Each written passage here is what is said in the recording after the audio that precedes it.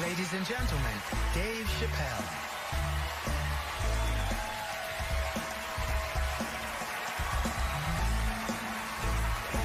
Thank you. Oh, boy, I'm very nervous. No pressure. During the Civil Rights Movement, I can't read what's on the teleprompter. Some about black America and white America. There's black Americans and there's white Americans. We're all one America. So if you don't mind, this is not live, is it? I imagine whatever I say, you could just edit it out. Let's try it a few ways. Lou, are you in the booth? I am. All right, good. You know what, Lou? Let's just play around with it and see if we can get it right, get this clip package on, and then let me go home, all right? You got it. All right. Ready. All right, count me in. 5, 4, 3, 2, 1. Wu-Tang. I'm just with you, Lou. Let's do it again. We're gonna do it again. We'll get it right. Here we go, Dave. 5, 4, 3, 2. You know, when I was a comedian starting out in Washington, D.C., right here in this city, 1988, I'll never forget this. It was a comedy club owner that banned profanity from his comedy club. He said it offended his audience, and this was a cause of major concern for all the comedians in the circuit. And we all called a meeting, and we had the owners come, and it was the club owners, and it was the comedians. It was the classic labor dispute. The club owners laid out their case. There cannot be profanity in these clubs because that offends people. And there's a comedian who's still a good friend of mine to this day. He lives right here in Washington, D.C. He stood up and he said, he's black, I should tell you because it's important to the story. He says, I use profanity because I live a profane lifestyle. He says, I don't have an insect infestation in my house. I have roaches.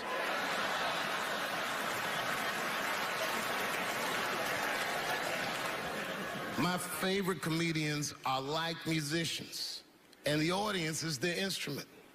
And the music they make is your laughter.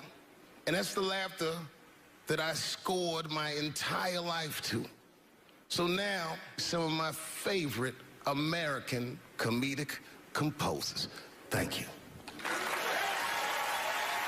When I lose my job, I lose my man. Treats me like a dog. He called me a dog. Yes, he did. What did he call me? An old dog. Sometimes I wished I was a dog and he was a tree. When you stop and think, football's a fair sport for my people. Only sport in the world a Negro can chase a white man and 40,000 people stand up and cheer him. See, in my neighborhood, the kids have a kind of a dubious reaction to that whole Santa Claus concept. They just don't believe that a white man will ride a reindeer through Harlem after midnight. In truth, white friend, it's you that all look alike. But look at the black people around you. We're all different colors. Black walnut, burnt elk, almond, chocolate mocha, pecan, vanilla, yellow, mellow, light, bright, and damn near white. We come from the first people on the earth. You know, the first people on the earth were black people. We the first people had thought, right? We was the first one to say, where am I? And how do you get to Detroit? I think maybe like 30 years ago, there was a woman that wanted to sing, and a black lady that sang opera that wanted to sing. What was her name? Mary Anderson. And this place was like segregated, and they couldn't sing here. And here we are, like not even 50 years later, a 22-year-old black man on stage getting paid to hold his. God bless America. I gotta go now. Y'all take it easy. Bye-bye.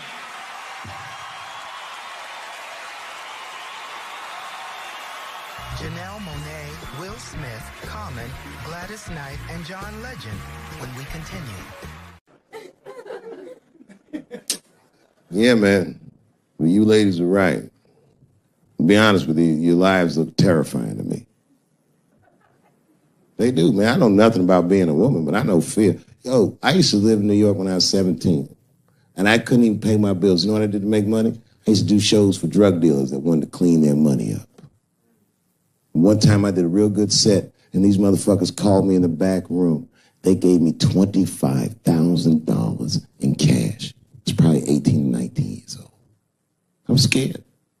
I thanked them profusely. I put that money in my backpack. I jumped on the subway and started heading towards Brooklyn at 1 o'clock in the morning. Never been that terrified in my life. Because I never in my life had something that somebody else would want. I thought to myself, Jesus Christ, if motherfuckers knew how much money I had in this backpack, they'd kill me for it. Then I thought, holy shit. What if I had a pussy on me all the time?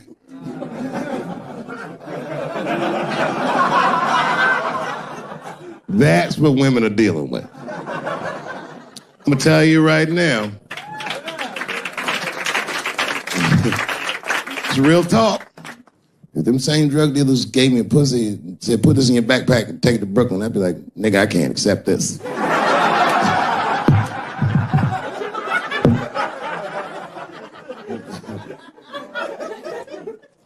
I empathize, man, you know. Everybody gets mad because I say these jokes. But you understand that this is the best time to say them. More now than ever. And I know there's some comedians in the back. Motherfucker, you have a responsibility to speak recklessly. Otherwise. New York Times said that Louis C.K. jizzed on his own stomach. I mean, Louis C.K. wasn't young. I don't know if he's alive. I think maybe he passed away. Let me check and see. He wasn't a young guy, though. People make mistakes. No one is perfect at the end of the day. Louis C.K. Let's see. I think he's still alive, yeah. Oh, forgive me. Why did I say Louis C.K.? It's of late. No, he's still alive. Man, no one is perfect at the end of the day. We all make mistakes, you know. And if you watch this video at the beginning, you will see how Obama was really having a lot, especially when Dave Chappelle was talking. That could tell you how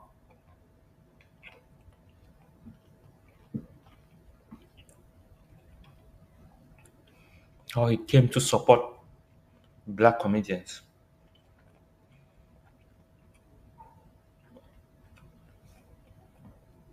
Very, very important.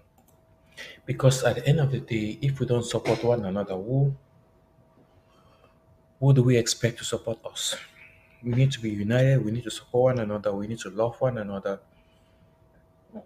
And we need to see each other grow. You know, because if we don't support one another, we don't love one another, how do we expect other people to support us? How do we expect other people to love us? We need to love, cherish, and support one another so that other people can support us. You know, if we treat one another badly, how do we expect other races of people to treat us good? They will see from how we treat others and treat us like that. You know, having Barack Obama there, having other dignitaries there, it is very important. It shows unity. Unity is the key. You know, like with what is currently happening now in the Donald Trump New York court trial. If you look at it, there are few white people that are against him. You know, it shows that they are standing for him. You know, and him being white, it's an upper advantage for him. But at the end of the day, unity is the key. Unity is the most important thing. Creating a show where you come and applaud black comedians is very, very nice. It motivates them. It helps them open up again. It helps them try new things in comedy, and it gives them that sense of achievement. You know, I've busted a lot of nuts in my day. None of them were newsworthy. Your comedies all the rest of the shit was really gross. Because they didn't just say it like I said it. They didn't just say jizz on the stomach. They said it in that fucking Pulitzer Prize winning style that the New York Times has. It was very descriptive. Like, you know what I mean? Louis C.K.'s semen shot out like a volcano of misogyny, slowly drizzling down like lava, covering his freckled penis as it slowly dripped to a fiery crown of red hair. Jesus Christ, I'm trying to eat some huevos rancheros and these niggas is...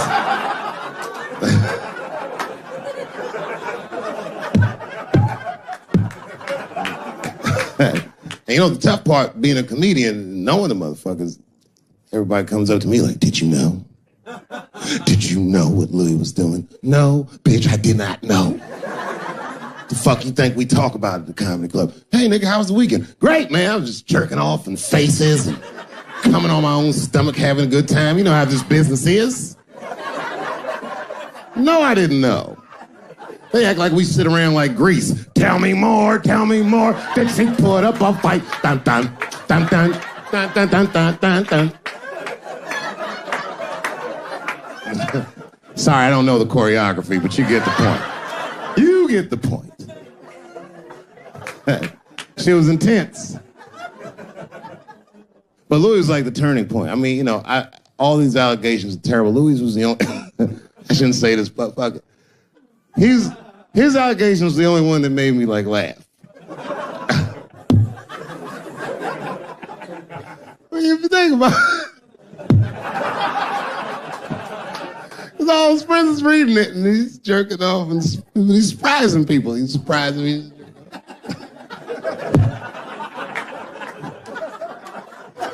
I just picture all the comics in comedy just reading it like, what?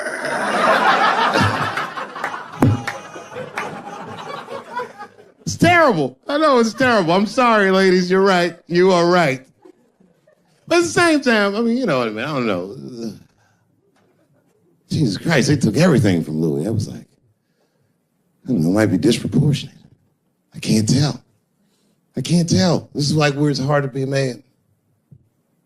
One lady said, Louis C.K. masturbating in front of me ruined my comedy dreams. Word? Well, then I dare say, madam, you may have never had a dream. Come on, man, that's a brittle spirit. That is a brittle-ass spirit, nigga. That shit is too much. This is a grown-ass woman. You know what this shit is like? It's like COINTELPRO. You know what that is? It's a program that the FBI had under J. Edgar Hoover. In this program, one of the many things they did was they would track the sexual habits of anyone they considered an enemy of the state. It was a live button. That's why they got all these fucking sex tapes with Martin Luther King fucking bitches. But lucky for us, he actually had a dream.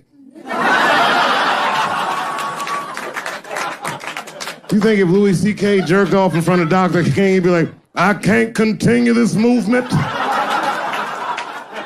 I'm sorry, but the freedom of black people must be stopped. I didn't know this nigga was gonna pull his dick out and jerk off like this. I just thought we were gonna get a couple of drinks and chill. Show business is just harder than that. Them women sounding like, I hate to say it, y'all, they sound weak. I know it sounds fucked up, I'm not supposed to say that, but one of these ladies was like, Louis C.K. was masturbating while I was on the phone with him.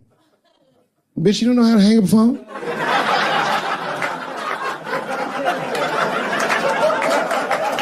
How the fuck are you going to survive in show business if this is an actual obstacle to your dreams? I know Louis is wrong, ma'am. I'm just saying I'm held to a higher standard of accountability than these women are. Don't forget who I am. Don't forget what I am. I am a black dude. You know, we listen to Dave Chappelle's special. You can see how Dave Chappelle has grown in comedy in such a way where, you know, when you're going in comedy in such a way that you don't do comedies anymore, you just tell stories. It shows how advanced you are as a comedian and how grown you've become.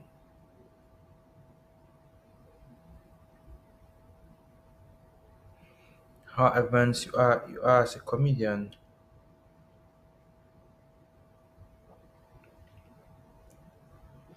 and how grown you've become. Now most of the time you see Dave Chappelle, what he does basically is just tell stories though. And he's a good storyteller because he tells stories in such a way where he puts you in the story while telling you. One of the ways to know if someone is a super, super good storyteller is you listening to the story and imagining yourself in the story.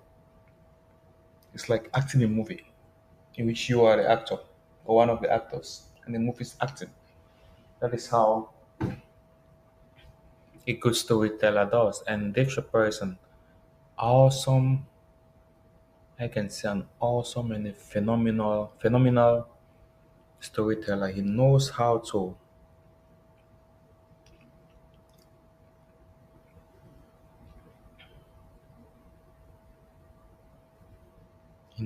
to tell stories in a really awesome way. See like what he's talking about Louis CK and the rest like that. Some people might feel some of the things he say might all be true, but sometimes it's just comedy. They know how to tell stories.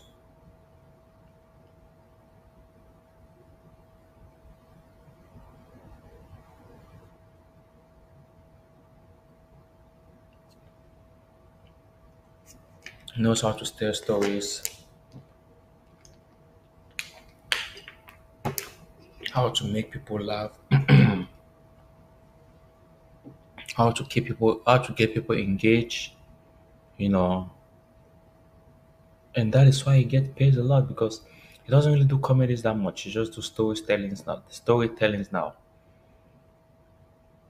educative ones, and it's almost similar to what Trevor Noah does. He knows how to tell stories that makes them really great and awesome comedians in our days. Thank you.